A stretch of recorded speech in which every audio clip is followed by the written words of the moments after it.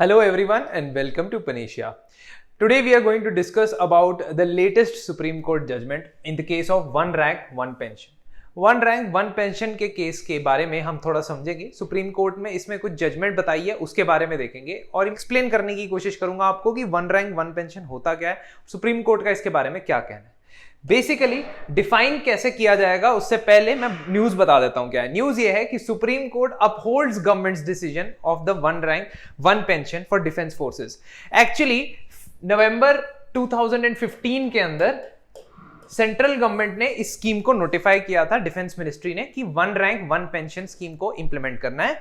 इस नोटिफिकेशन के खिलाफ चैलेंज किया गया था कुछ एक्स आर्म्ड सर्विसेज के मेंबर्स द्वारा और उसी के ऊपर सुप्रीम कोर्ट ने जजमेंट सुनाई है। अब देखते हैं कि ओरॉप है क्या और इसके अगेंस्ट जजमेंट क्या आई। बेसिकली ओरॉप जो है वन रैंक वन पेंशन, उसका अगर हम ब्रॉड टर्म्स में मतलब देखें तो हम ये कह सकते हैं कि कोई भी आर्म्ड सर्विसेज का पर्सनल जब रिटायर हो और जिस रैंक पे रिटायर हो उसको पेंशन उस हिसाब से मिलती।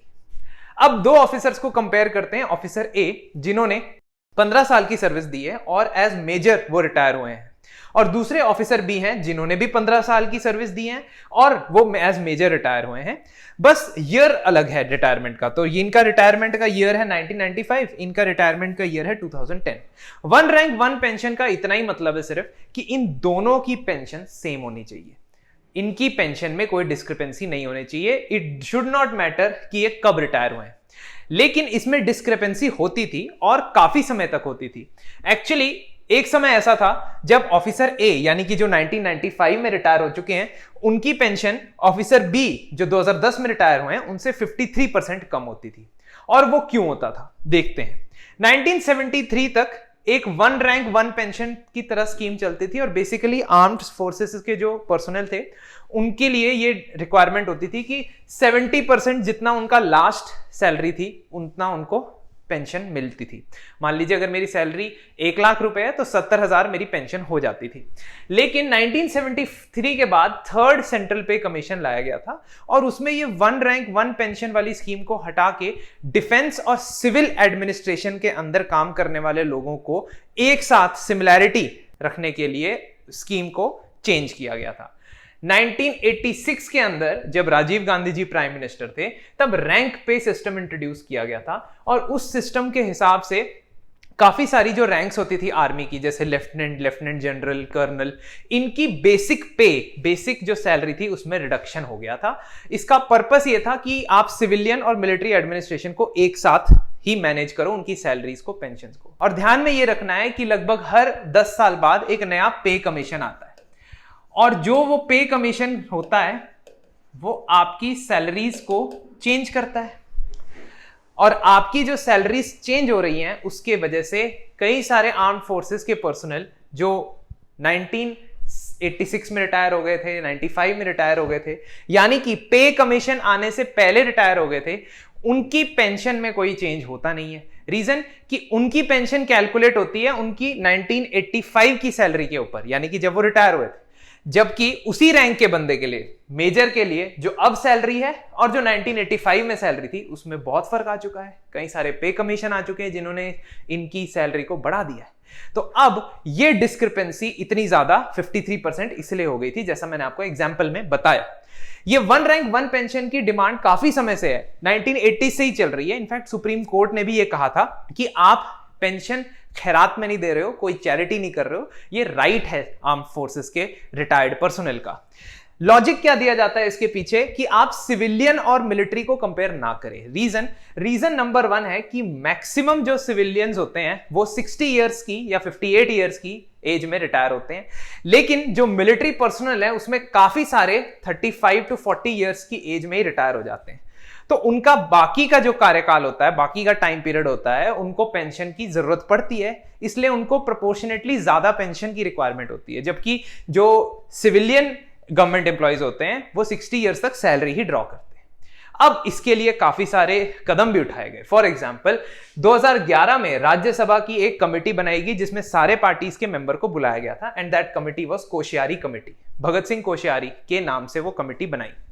राज्यसभा की कमेटी ने कहा कि फटाफट से वन रैंक वन पेंशन को इंप्लीमेंट कर दो। तो उनकी डेफिनेशन के हिसाब से वन रैंक वन पेंशन का वही मतलब होता है कि सेम रैंक पे रिटायर हुआ बंदा और जिसने सेम ईयर्स ऑफ सर्विस दिए हैं उसकी सेम पेंशन होनी चाहिए, रिगार्डलेस कि उनकी रिटायरमेंट की ईयर क्या थी। अब फरवरी 2014 में यूपीए गवर्नमेंट ने कहा कि हम भी इसको इंप्लीमेंट करेंगे, और काफी समय से जब ये नहीं इंप्लीमेंट हो रहा था तो फाइनली 2015 के नवंबर में डिफेंस मिनिस्ट्री ने एक नोटिफिकेशन निकाला। अब ये जो केस है सुप्रीम कोर्ट में, ये इसी नोटिफिकेशन को लेके है, इसी के अगेंस्ट है, और सुप्रीम कोर्ट ने इस नोटिफिकेशन को कॉन्स्टिट्यूशनल ठहराया है और कहा है कि ये बिल्कुल सही है और इसी के हिसाब से आप आगे काम कर सकते हो। तो इस नोटिफिकेशन में प्रॉब्लम क्या आई, दिक्कत क्या आई, ये जानते हैं। ये जो नोटिफिकेशन नवंबर 2015 में आया था, उसके तहत pension of the past pensioners would be refixed on the basis of pension of retirees from 2013। कहने का मतलब कि आपने क्या किया, आपने 2015 में नोटिफिकेशन निकाला और कहा कि 1 जुलाई 2014 से अप्लाई होगा, यानी कि रेट्रोस्पेक्टिवली अप्लाई होगा। यह कहा गया कि जो लोग 2013 से पहले रिटायर हुए हैं और जो लोग आगे जाके रिटायर होंगे उनकी हमने पेंशन देखनी पड़ेगी, कैलकुलेट करनी पड़ेगी। जो 2013 से पहले रिटायर हुए थे उनकी पेंशन कैसे कैलकुलेट करेंगे? मान लीजिए मेजर रैंक पे कोई बंदा है, मेजर रैंक की जो मिनिमम सैलरी होती है और जो मैक्सिमम सैलरी होती है उसका एवरेज निकाल दिया जाएगा और उस एवरेज के हिसाब से पेंशन कैलकुलेट की जाएगी। इसका मतलब यह होने वाला था कि चाहे आप 2013 से पहले कभी भी रिटायर हुए हो, आपको सेम पेंशन मिलने वाली है। 2014 के बाद क्या किया गया? After 2014 it was decided that pension would be refixed every 5 years। हर 5 साल बाद ये कैलकुलेशन दोबारा की जाएगी और ये रिकैलकुलेटेड पेंशन जो है वो आपको मिलेगी, अब चाहे आप जिस भी साल में रिटायर हुए। एक्स सर्विसमैन के पास 2 इश्यूज हैं जो वो सामने लेके आए हैं। पहली चीज कि आपका वन रैंक वन पेंशन का जो प्रिंसिपल है वो पूरी तरह फॉलो नहीं हो रहा है। उसका कारण यह है कि जब आप इसको इंप्लीमेंट करने जाते हो तो 2013 से पहले वाले और 2014 के बाद वाले जो सैनिक हैं उनकी पेंशन्स में फर्क नजर आता है इंप्लीमेंटेशन के दौरान।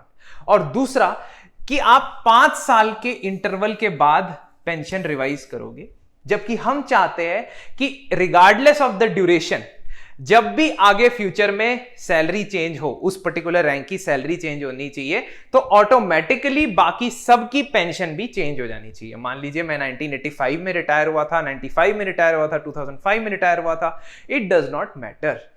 जो सैलरी, जैसे ही सैलरी चेंज होगी वैसे ही पेंशन चेंज होनी चाहिए, ऐसा उन्होंने डिमांड की थी। लेकिन यहां क्या कहा गया है? यहां कहा गया है कि 5 साल बाद हम पेंशन चेंज करेंगे। इसका मतलब जो लोग पहले रिटायर हो गए उनके लिए दोबारा नुकसान होने के चांसेस बढ़ जाते हैं। साथ ही साथ यह कहा गया कि आपने आर्टिकल 14 की वायलेशन की है इस नोटिफिकेशन के द्वारा।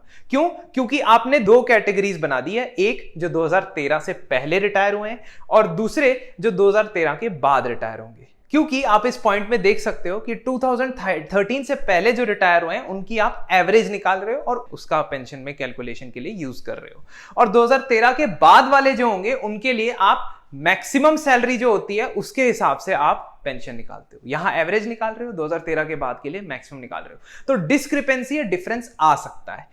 ये अब सुप्रीम कोर्ट ने इसके ऊपर क्या कहा है देखते हैं। पहली बात तो सुप्रीम कोर्ट ने यह कहा कि किसी कानून में यह नहीं लिखा है कि that the pensioners who will have the same rank should all have the same income of pension।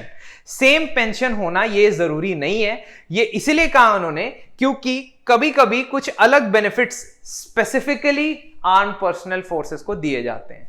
आपको अगर पता हो तो मॉडिफाइड एसीपी यानी कि अश्योर्ड करियर प्रोग्रेशन और मॉडिफाइड अश्योर्ड करियर प्रोग्रेशन के अंदर क्या होता है, कुछ ऑफिसर्स जिनका प्रमोशन नहीं हो पाता है क्योंकि ऊपर वैकेंसी नहीं होती है। तो मान लीजिए आपका एक लेवल से दूसरे लेवल में प्रमोशन होना था लेकिन आपके ऊपर वैकेंसी नहीं है, तो उन लोगों को इंक्रीमेंट दे दिया जाता है, सैलरी में इंक्रीमेंट दे दिया जाता है। तो उनकी रैंक वही रहती है लेकिन उनकी जो सैलरी होती है वो उनकी नेक्स्ट रैंक वाले की होती है। ऐसा हर ऑफिसर के साथ नहीं होता है, सिर्फ उनके साथ होता है जिनको करियर प्रोग्रेशन में प्रमोशन रुका होता है। अब इससे क्या हो जाएगा, कुछ ऑफिसर्स की जो सैलरी होगी वो कम होगी अपने कंपैट्रियट्स के हिसाब से, और उन्होंने सर्विस भी सेम टाइम तक सेम ड्यूरेशन दी होगी, लेकिन उनकी पेंशन सेम नहीं हो सकती। क्यों? क्योंकि एक की सैलरी कुछ एक्स थी, दूसरे की सैलरी वाई है। तो पेंशन सेम ना हो ऐसा हो सकता है, सुप्रीम कोर्ट ने कहा है, क्योंकि आर्म फोर्सेस के अंदर अलग अलग स्कीम्स चलती हैं। साथ ही साथ उन्होंने कहा कि रीएफर्मेशन एक्सरसाइज 5 इयर्स बाद हो सकती है, जैसा कि गवर्नमेंट ने कहा, और कहीं पे भी गवर्नमेंट ने यह वादा नहीं किया था कि कंटिन्यूअसली इसको चेंज किया जाएगा। हां, हो सकता है पार्लियामेंट की कमेटी ने ऐसा कहा हो, या हो सकता है किसी स्पीच में गवर्नमेंट ने ऐसा कहा हो, लेकिन किसी लॉ या लीगल मैंडेट के अंदर ऐसा नहीं कहा। और सुप्रीम कोर्ट का काम यह जज करना नहीं होता है कि रैलीज में और स्पीचेस में क्या कहा जाता है। सुप्रीम कोर्ट यह जज करती है कि जो लॉ आया है या जो पॉलिसी आई है गवर्नमेंट की, वो किस हद तक सही है। अब इसने सुप्रीम कोर्ट ने कहा कि हां, जो तुमने उसमें लिखा है कि हर 5 साल बाद रिवाइज होगा, तो तुम्हें 2019 में पेंशन रिवाइज करनी पड़ेगी, क्योंकि 2014 जुलाई से वो अप्लाई होता है, तो 2019 में तुम रिवाइज करोगे। तो गवर्नमेंट को ये आदेश भी दे दिया साथ के साथ। अब आती है आर्टिकल 14 की बात। आर्टिकल 14 क्या कहता है कि equality before law and equal protection of law. और आर्टिकल 14 के अंदर जो कि फंडामेंटल राइट होता है सिटीजन्स का, उसके अंदर ये कहा गया है कि आप क्लासिफिकेशन कर सकते हो लोगों का, यानी कि जो लॉ है वो सब पे इक्वली नहीं अप्लाई होगा, ऐसा भी हो सकता है, लेकिन वो क्लासिफिकेशन आर्बिट्ररी नहीं होनी चाहिए। अब ये जो पिटिशन करता थे, इन्होंने कहा था कि गवर्नमेंट ने आर्बिट्ररी क्लासिफिकेशन किया है, 2013 से पहले रिटायर हुए वाले पर्सनल के लिए अलग, 2014 के बाद अलग। लेकिन सरकार के समर्थन में आते हुए सुप्रीम कोर्ट ने यह कहा कि all pensioners who hold the same rank may not for all purposes form a homogeneous class. Homogeneous class का क्या मतलब है कि सारे पर्सनल जिनकी सेम रैंक है, जो सेम रैंक पे रिटायर हुए, जरूरी नहीं है कि उनको सेम पेंशन मिले, क्योंकि मैंने आपको बताया कि एमएससीपी और एसीपी स्कीम के द्वारा एक ही रैंक के बंदे की सैलरी अलग अलग हो सकती है। तो इस वजह से सुप्रीम कोर्ट ने कहा कि यह जस्टिफाइड है क्लासिफिकेशन, और आप इसको चैलेंज आगे फर्दर नहीं कर सकते हैं। तो यह था जजमेंट के बारे में। लेकिन एक फाइनल पॉइंट मैं आपको बताना चाहूंगा, जो पार्लियामेंट्री स्टैंडिंग कमेटी ने कुछ डेटा दिया है हमको, और उस डेटा से हमें यह पता लगता है कि गवर्नमेंट का यह पक्ष क्यों है कि वो पेंशन के बारे में लेके चिंतित है। Although with due respect to the armed forces, this should not be a question of debate, और उनकी जो डिमांड है पूरी हो जानी चाहिए। लेकिन मैं आपको गवर्नमेंट का साइड बता रहा हूं just to inform you. Number of defence pensioners India के अंदर लगभग 26 लाख है, और ये parliamentary standing committee on defence की रिपोर्ट का कहना है। और टोटल डिफेंस पर्सोनल जो पेंशन ले रहे हैं वो लगभग 32.9 लाख हैं इस टाइम पे। मींस सिविलियन ऑफिशियल्स भी जो डिफेंस में काम करते हैं, और जो आर्म्ड फोर्सेस के मेंबर्स थे वो, उनको मिला के टोटल ओवरऑल अगर देखा जाए तो डिफेंस मिनिस्ट्री का मैक्सिमम खर्चा जो जाता है वो जाता है पेंशन देने में।